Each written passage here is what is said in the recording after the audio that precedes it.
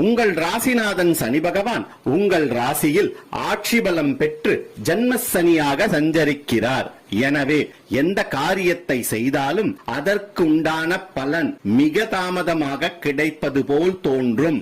மனக்குழப்பம், மன அழுத்தம் ஏற்படும். வேலை செய்யும் இடத்தில் வேலை பலு அதிகரிக்கும்.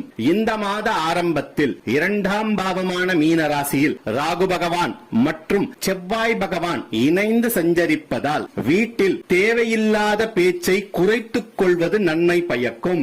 வீண் விவாதங்களை முற்றிலும் தவிர்ப்பது குடும்பத்தில் சுமூகமான போக்கை ஏற்படுத்தும்.